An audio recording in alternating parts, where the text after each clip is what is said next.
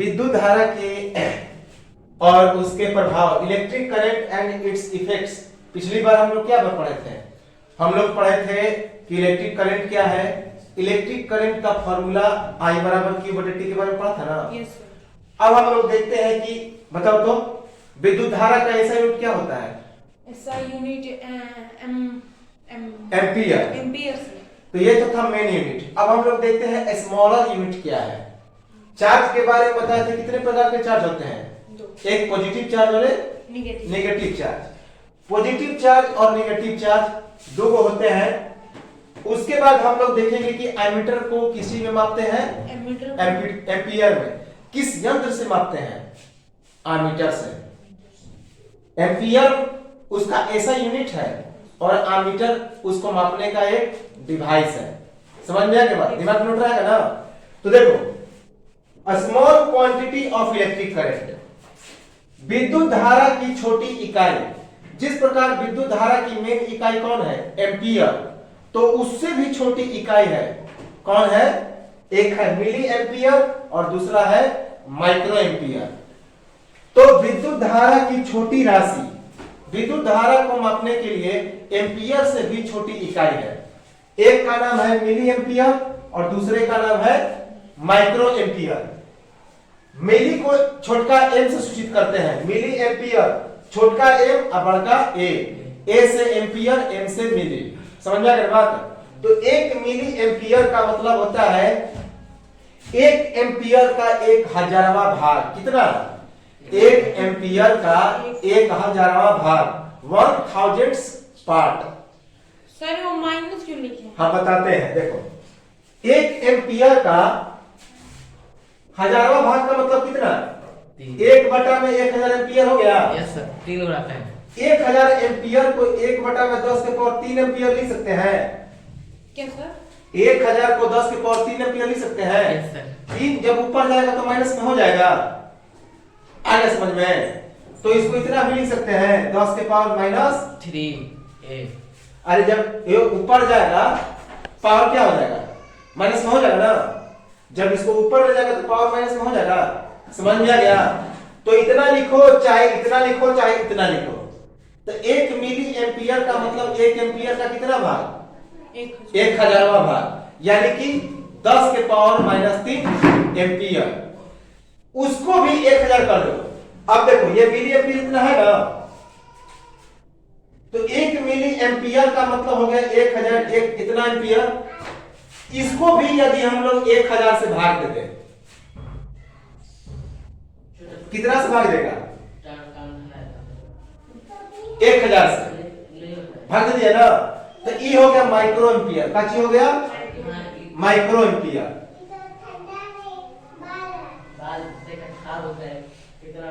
ये हो गया माइक्रो एम्पियर। तो बताओ तो एक माइक्रो एम्पियर, एक मिली एम्पियर का 1000वां भाग। लेकिन एक एम्पियर का 10 के पावर कितना भाग? 6वां भाग। समझ में आ गया बात? नहीं समझे? नहीं समझे? देखो, यदि तुम एम्पियर में 1000 से भाग देता है तो 1 मिली एम्पियर, वही एम्पियर में 10 लाख से भाग देगा तो 1 माइक्रो एम्पियर। यानी आ गया समझ में? 1 एम्पियर का 10 लाखवां भाग 1 माइक्रो एम्पियर और 1 एम्पियर का 1000वां भाग 1 मिली एम्पियर। आ गया समझ में? अब देखो, तो मिली में भी यदि 1000 से गुना किए तो क्या बन गया? माइक्रो बन गया ना। यानी कि 1 मिली एम्पियर को हम लोग क्या कह सकते हैं? 1/1000 माइक्रो एम्पियर कह सकते? नहीं कह सकते। तो वही चीज तो लिखे हैं। देखो, 1 माइक्रो एम्पियर बराबर कितना होता है? 1/1000 गुने 1/1000। अरे इतना मिली एम्पियर था ना। 1 माइक्रो एम्पियर का मतलब हो गया कि इतना मिली एम्पियर में 1000 से क्या कर देगा? भाग कर देगा। समझ में आ गया? तो सबसे छोटी इकाई कौन हो गया? Micro ampere. और सबसे बड़ी एम्पियर। इससे बड़ा है मिली, लेकिन सबसे बड़ा कौन है? एम्पियर। समझ में आ गया? अब आओ एमीटर। तो इलेक्ट्रिक करंट को जिस यंत्र से मापा जाता है, सबसे छोटा मिली माइक्रो, और उससे थोड़ा बड़ा मिली, और सबसे बड़ा एम्पियर। एमीटर क्या है? तो एमीटर एक ऐसा डिवाइस है जिसके द्वारा हम लोग इलेक्ट्रिक करंट को मापते हैं। The device used to measure electric current, वैसा यंत्र जिसके द्वारा विद्युत धारा को क्या किया जाता है? मापा जाता है। उस यंत्र को क्या कहते हैं? एमीटर। समझ में आ गया बात? तो इलेक्ट्रिक करंट को मापने के लिए ऐसा यंत्र जिससे हम ये इलेक्ट्रिक करंट को मापते हैं। हाँ, that device which is used for measuring electric current, that is called ammeter। Ammeter को हमेशा एडेड जो सीरीज में जोड़ते हैं। सीरीज का मतलब समझ गया? सीधा। तार में हमेशा सीधा जोड़ते हैं, समानांतर नहीं जोड़ते। जैसे कि ये वायर है ना, एक वायर के बीच में जोड़ दिए एमीटर, दूसरा वायर, एक और एमीटर जोड़ देंगे, लेकिन सीधे जोड़ेंगे। समझ में आ गया? हम आगे पढ़ेंगे सीरीज के बारे में। क्या है सीरीज का मतलब? क्या होता है? सीधा। जैसे कि बैटरी कैसे जोड़ते हो? सीरीज के रूप में सीधा जोड़ते हो ना। तो एमीटर को हमेशा कैसे जोड़ेंगे? This device to you ammeter is always added in series, हमेशा श्रेणी क्रम में जोड़ा जाता है। श्रेणी का मतलब क्या? कैसे एक सेल के बाद दूसरा सेल, दूसरा सेल के बाद एक लाइन से जोड़ा जाता है ना, ट्रेन की तरह। तो एमीटर को भी उसी तरह से जोड़ते हैं। एक वायर के लिए अलग एमीटर, दूसरे वायर के लिए अलग एमीटर। समझ में आ गया बात? मतलब एक के लिए सब नहीं होगा। नहीं होगा। बहुत बढ़िया। Its resistance is very low, इसका प्रतिरोध बहुत ही कम होता है। इसका प्रतिरोध बहुत कम होता है, इसलिए देखते हो इसको घटाने बढ़ाने की जरूरत नहीं होता है। समझ में आ गया बात? एक चाल से बिजली क्या होता रहता है? बहते रहता है। मतलब बिजली में एम्पीयर होता है। बिजली एम्पियर होता है कि एम्पियर तो उसका ऐसा यूनिट है, ये है। इलेक्ट्रिक करंट का ऐसा यूनिट क्या होता है? एम्पियर। तो एम्पियर होता क्या है?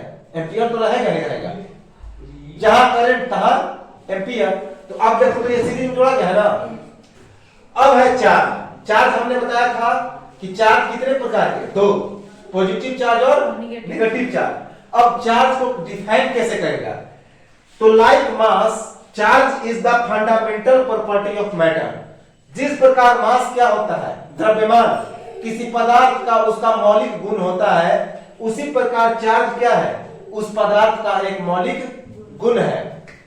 उसमें पॉजिटिव चार्ज है या फिर नेगेटिव चार्ज। समझ में आ गया बात? चार्ज किसी पदार्थ का फंडामेंटल प्रॉपर्टी है, मौलिक गुण है, यानी कि उस पदार्थ में उपस्थित रहता है पहले से। समझ में आ गया बात? तो द्रव्यमान की तरह आवेश भी क्या है? पदार्थ का प्राथमिक गुण है या उसका मौलिक गुण है जो उसमें मौजूद रहता है। अब है प्रॉपर्टीज ऑफ इलेक्ट्रिक चार्ज। विद्युत आवेश का क्या गुण है? सुन लो, विद्युत आवेश का क्या गुण है? तो लाइक चार्ज अर्थात समान आवेश क्या करेंगे? रिपल्सन करेंगे, प्रतिकर्षण करेंगे। प्रतिकर्षण माने अलग अलग। जैसे कि पॉजिटिव चार्ज को यदि पॉजिटिव चार्ज के साथ क्या करता है? ले जाता है, तो दोनों में क्या होगा? एक दूसरे को क्या कर देगा? अलग कर देगा। रिपल्सन होगा ना, यानी कि ये इधर भागेगा और ये समझ में आ गया? तो इसी को रिपल्सन करते हैं, प्रतिकर्षण कहते हैं, यानी कि छितरा देना।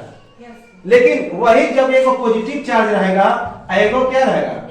तो एक दूसरे से क्या हो जाएंगे? सट जाएंगे, आकर्षण हो जाएगा, आकर्षण हो जाएगा। अनलाइक चार्ज अर्थात असमान आवेश के बीच क्या होता है? अट्रैक्शन होता है।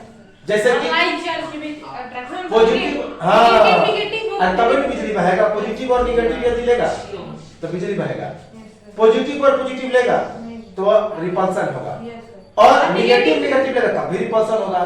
तो लाइक चार्ज रिपल्सन। अर्थिंग और निगेटिव लेंगे तो अर्थिंग तो अलग चीज है, अर्थिंग के बारे में बताएंगे। अर्थ तो केवल करता है तुम्हारे इलेक्ट्रिक पावर को बढ़ाने का काम करता है ना, भूतारण बोलते हैं। तो लाइक चार्ज रिपल्सन अर्थात समान आवेश के बीच प्रतिकर्षण, अनलाइक चार्ज अर्थात असमान आवेश के बीच आकर्षण होता है। समझ में आ गया बात? तीसरा प्रॉपर्टी है, दो को चार्ज है, मान लो कि एक है Q1 और एक है Q2। उन दोनों के बीच जाहिर सी बात है अट्रैक्शन फोर्स रहेगा। तो अट्रैक्शन फोर्स का मान लो कितना है? ये दोनों से अनलाइक है। मान लो कि दोनों चार्ज के बीच एक अट्रैक्शन फोर्स क्या लगता है, F। दोनों चार्ज के बीच अट्रैक्शन फोर्स F लगता है, समझ गए बात। तो यह जो अट्रैक्शन फोर्स होगा उन दोनों चार्ज के प्रोडक्ट के डायरेक्टली प्रोपोर्शनल होगा, समझ में आ गया बात। इनके बीच जो अट्रैक्शन फोर्स लगेगा दोनों चार्ज के बीच, वह उन दोनों चार्ज के बीच के प्रोडक्ट के क्या होगा, डायरेक्टली प्रोपोर्शनल होगा। लेकिन उन दोनों चार्ज के बीच के डिस्टेंस के स्क्वायर के इनवर्सली प्रोपोर्शनल होगा। यदि उनके बीच का डिस्टेंस कितना है, r है ना, तो इस r के स्क्वायर के इनवर्सली प्रोपोर्शनल होगा क्या, उन दोनों के बीच का जो अट्रैक्शन फोर्स लगेगा वही। नहीं समझे? मान लो कि एक है Q1 चार्ज, दूसरा कौन सा है, Q2 चार्ज। सर इसको और कुछ नहीं बोल सकते हैं, Q से कूलम होता है ना, इसीलिए Q नाम रखा जाता है। इनके बीच का डिस्टेंस कितना है, r है। ये एक दूसरे से एक फोर्स से क्या हो रहा है, अट्रैक्ट हो रहा है। ये एक दूसरे को कौन सा फोर्स लगा रहा है, F। यह भी एक फोर्स है और यह भी एक फोर्स है। तो यह जो अट्रैक्शन फोर्स है इन दोनों चार्ज के प्रोडक्ट के डायरेक्टली प्रोपोर्शनल होता है, समझ में आ गया। लेकिन इन दोनों के बीच का जो डिस्टेंस है उसके स्क्वायर के इनवर्सली प्रोपोर्शनल होता है। यानी कि एक प्रोपोर्शन Q1 into Q2 और एक प्रोपोर्शन 1/r²। जब दोनों को समीकरण को लेगा तो एक proportion Q1 into Q2 r²। और जब यह प्रोपोर्शन खत्म होगा तो एक कांस्टेंट आ जाएगा ना, जिसका नाम क्या है, k। तो एक बराबर k into Q1 Q2 r²। जहां पे k क्या है तो कांस्टेंट है अर्थात नियतांक है, समझ में आ गया। तो वही है, the force of attraction between two charges having directly as the product of two charges and inversely as the square of the distance r between both charges Q1 and Q2।